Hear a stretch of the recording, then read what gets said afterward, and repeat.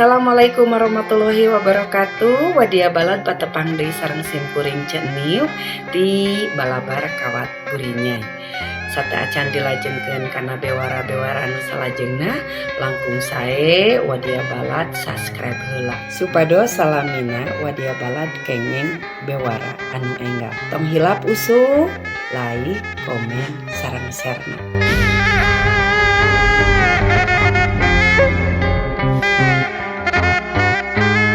Balad balabar kawat burinya, dalam Bandung Dadang Supriyatna, ngaluuhan upacara dinten gumelarna Pancasila, sareng Presiden RI Joko Widodo, kucara virtual di soreang, dina dinten Rebo ping 1 Juni 2022.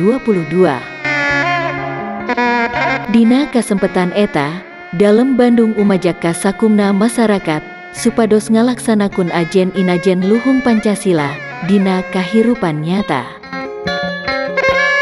Pancasila kedah teras janten ajen anu hirup kalayan tiasa lumaku dina kahirupan urang, janten ajen anu lumaku dina kawijakan kaputusan pamarentah, kalayan janten ajen hirup nu teras gumelar di masyarakat Kabupaten Bandung.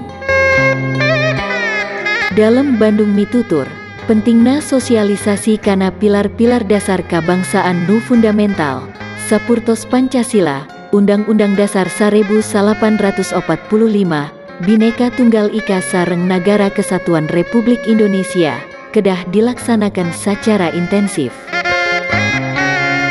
Khususna kanggo generasi penerus, anu salah sawiosna, parantos ngadamel muatan lokal di sakola-sakola di wewengkon Kabupaten Bandung. Alesanana, eta opat pilar teh kacida relevana sareng masalah bangsa kiwari. Dalam Bandung gaduh keyakinan, sanaos urang benten etnis, agama, adat istiadat sareng politik, tapi urang kedah gaduh sumanget kanggo mayunan padamelan nu kalintang abotna. Kalemahan sareng kakirangan, kedah sasarengan dina ngalereskeunana.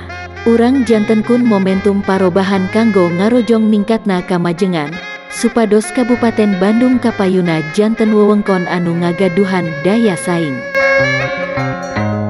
Sakitu kapihatur ti wewengkon langit soreang Kabupaten Bandung, balabar kawat burinyai nu ngamancanagara, ngabewara.